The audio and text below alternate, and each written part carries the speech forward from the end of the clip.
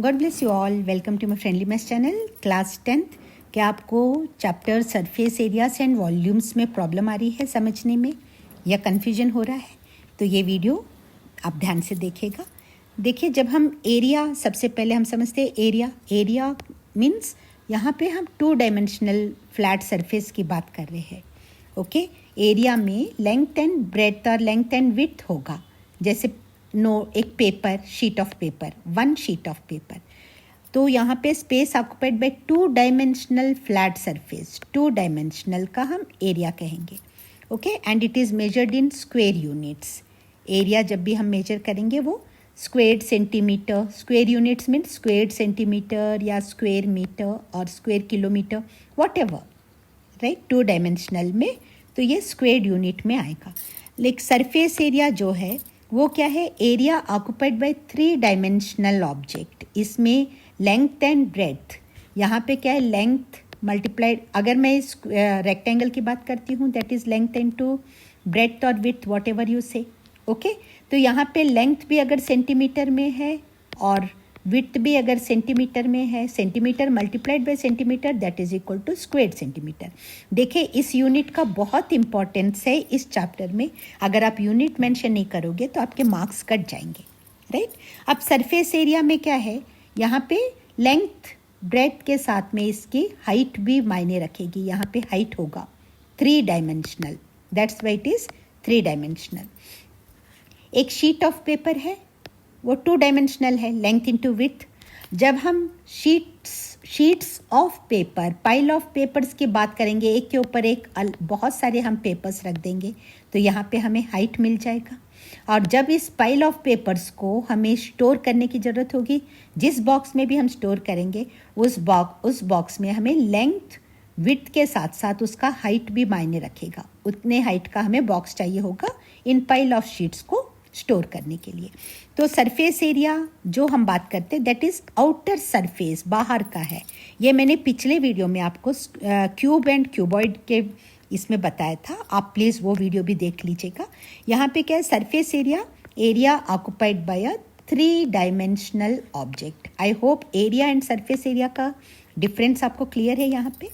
And that is inside नहीं, अगर हम कोई एक बॉक्स के इनसाइड की बात करेंगे that inside is volume, not the surface area.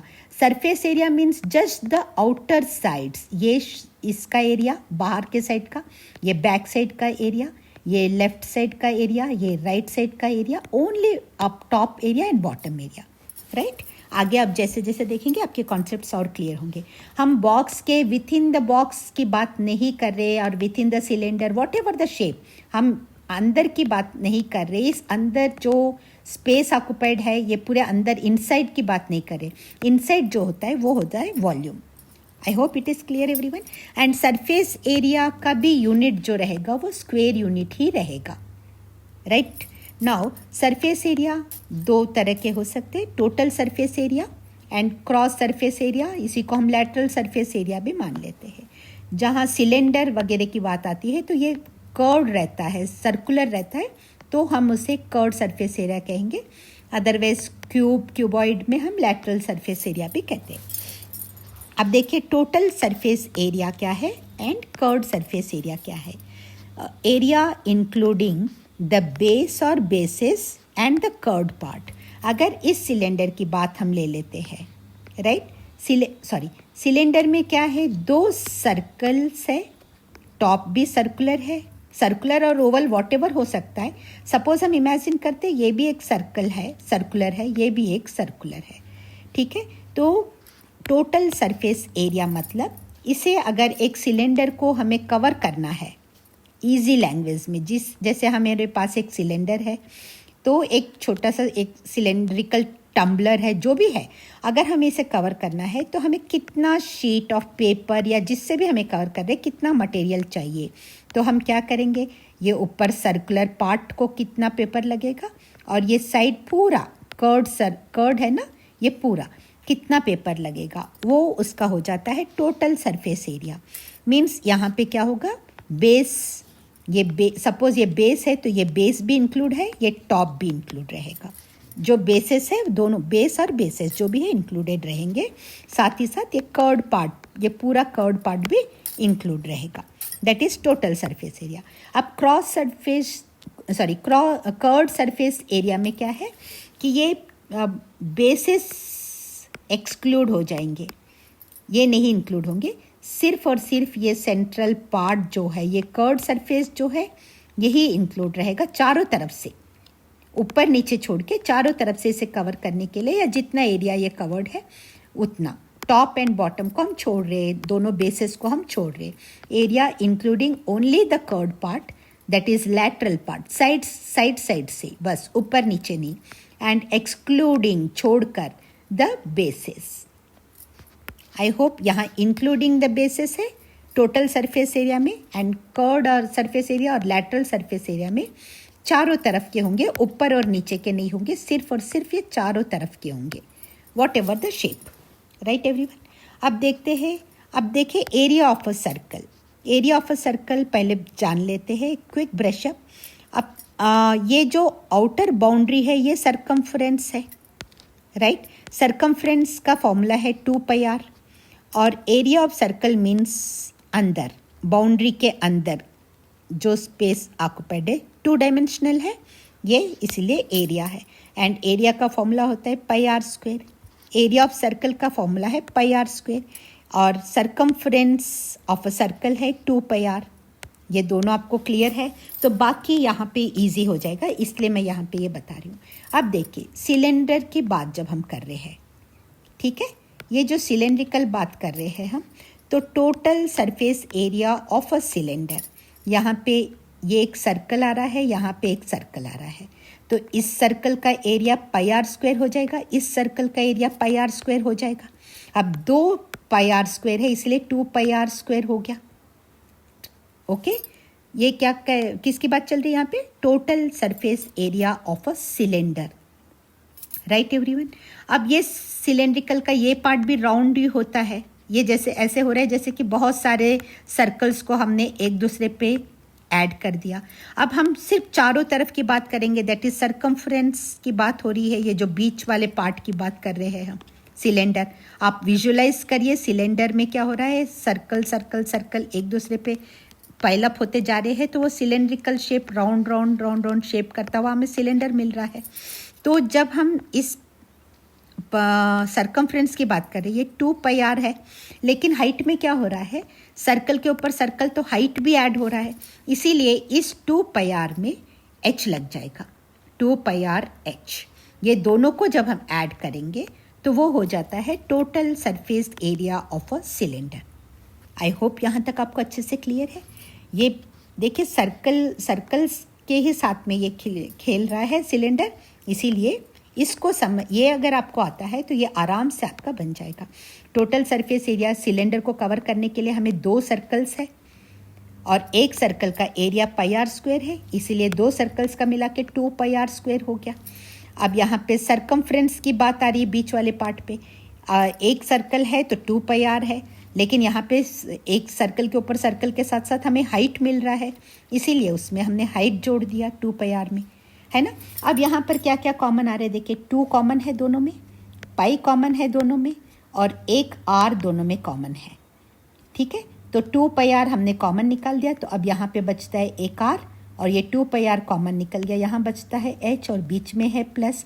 तो total surface area of a cylinder का फॉर्मूला हो जाता है 2πr into r plus h। आई होप यहाँ तक आपको अच्छे से क्लियर है। आइए आगे बढ़ते हैं।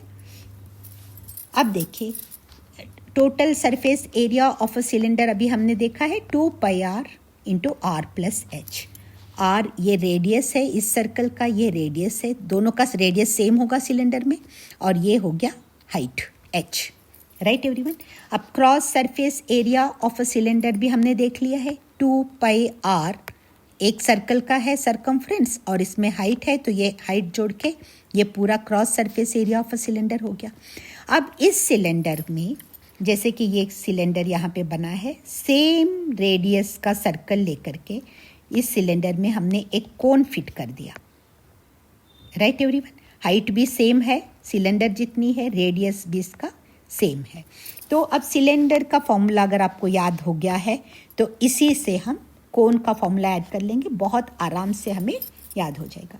Total surface area of a cone. अब कोन में क्या हो रहा है, सिर्फ एक सर्कल है, राइट, और बाकी दूसरा जो है वो पॉइंटेड एंड, पॉइंट की तरफ, एक पॉइंट की तरफ वो जुड़ रहा है, tapering at one end, right. तो ये सर्कल का ये रेडियस है और ये perpendicular height of the cone है, ठीक है। और ये स्लैंट हाइट है, स्लैंट हाइट की भी मायने रखता है, क्यों है आगे अभी हम डिस्कस कर रहे हैं, राइट। तो total surface area of a cone क्या हो जाएगा, pi are square, area of the circle pi are square, plus ये सर्कल सर्कल सर्कल छोटे छोटे होते हुए एक पॉइंट की तरफ आ रहा है, राइट। तो ये हो जाएगा पाई आर इंटू ये L, that is slant height, slant height. क्यों, क्योंकि जब हम टोटल सरफेस एरिया की बात कर रहे हैं तो हम विथिन हाइट की हमें ज़रूरत नहीं पड़ेगी, यहाँ हमें स्लैंट हाइट की, जो ये स्लैंट्स है इस हाइट की ज़रूरत पड़ेगी, क्योंकि अगर जब हम इस कोन को कवर करेंगे तो अंदर से नहीं कवर करेंगे, बाहर से कवर कर रहे हैं। इस एरिया को कवर करने के लिए कितना पेपर चाहिए और ये बाहर से इसको पूरा कवर करने के लिए हमें कितना पेपर चाहिए।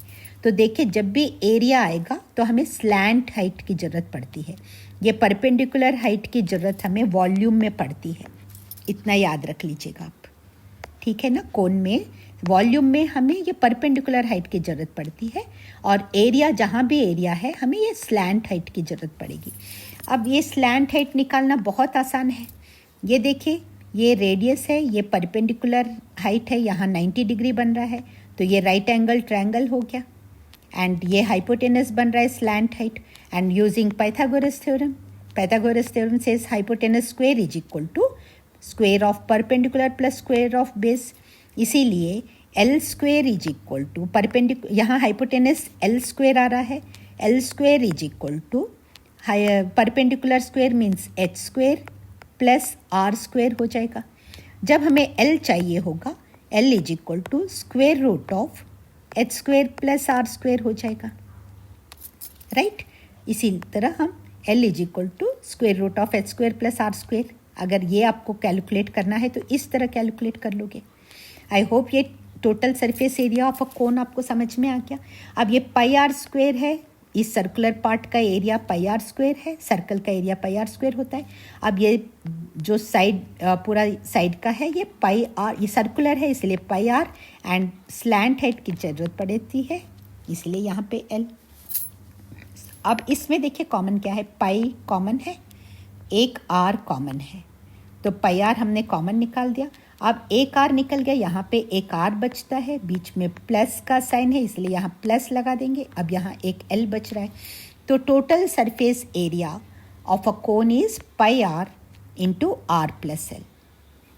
एल स्लैंट हाइट ले रहे हैं इसलिए यहाँ एल आया, और यहाँ पे क्या था, दो सर्कल्स थे इसलिए 2 पाई आर आया, यहाँ एक सर्कल है इसलिए पाई आर आया। मैं सिलेंडर और कोन की कंपैरिजन बता रही हूँ आपको, देख लीजिए सिलेंडर और इसमें। अब यहाँ पर आर एंड हाइट एक ही है, यहाँ पे हमें है ना, तो ये हाइट ले रहे हैं। यहाँ हमें परपेंडिकुलर हाइट नहीं, हमें जब एरिया की बात करते हैं तो हमें स्लैंट हाइट की ज़रूरत पड़ती है, इसलिए एल ले लिया है।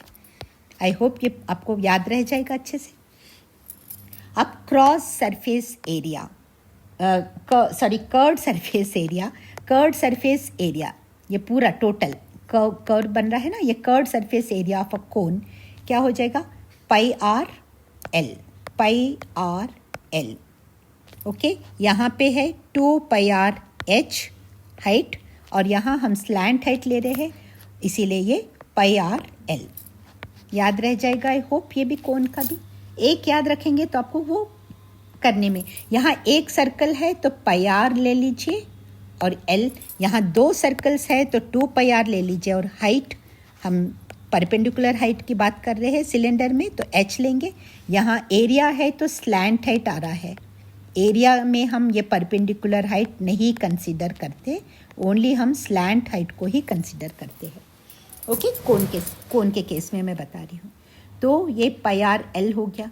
अब वॉल्यूम ऑफ अ कोन निकालना है, वॉल्यूम ऑफ अ सिलेंडर निकालना है। तो वॉल्यूम ऑफ अ सिलेंडर हमने देखा है, एरिया ऑफ सिलेंडर में जब हाइट जोड़ लोगे पाई आर स्क्वेयर एच, यहाँ कितना, ये कितना वॉल्यूम, यहाँ कितना, ये कितना है, एक सर्कल का पाई आर स्क्वेयर होता है एरिया। अब इसमें हाइट भी आ रहा है, किसी चीज़ को रखना है तो इसमें हाइट आ गया, इसीलिए पाई आर स्क्वेयर एच हो गया ये। Okay, volume of a cylinder pi are square H हो गया। अब वॉल्यूम ऑफ अ कोन, जब हम एक सिलेंडर में एक कोन को जब हम फिट करते हैं, यहाँ मैंने इस डायग्राम में दिखाया आपको, देखिए तो ये क्या हो रहा है, 1/3 स्पेस को ये फिल कर रहा है, राइट एवरीवन। तो ये 1/3 स्पेस को फिल करने के कारण इसी को आप 1/3 कर दीजिए, बस volume of a cone. I hope यहाँ तक आपको अच्छे से क्लियर है। वीडियो लंबा हो रहा है, इसीलिए मैं फ्रस्ट्रम के लिए अलग से वीडियो बना दूंगी। आप इसका स्क्रीनशॉट लेकर अगर समझ में आ रहा है तो आप ये देख सकते हैं, अदरवाइज मैं इसके लिए एक शॉर्ट वीडियो अलग से अपलोड कर देती हूँ। Thank you so much for watching and all the very best. अगर ये वीडियो आपको यूज़फुल लग रहा है तो प्लीज़ चैनल को, अगर आपने सब्सक्राइब नहीं किया है चैनल को सब्सक्राइब कर लीजिए और वीडियो को लाइक कर लीजिए और अपने फ्रेंड्स को भी शेयर कर दीजिए। जितने बच्चों का फ़ायदा होगा उतनी ही मुझे खुशी होगी। Thank you so much for watching.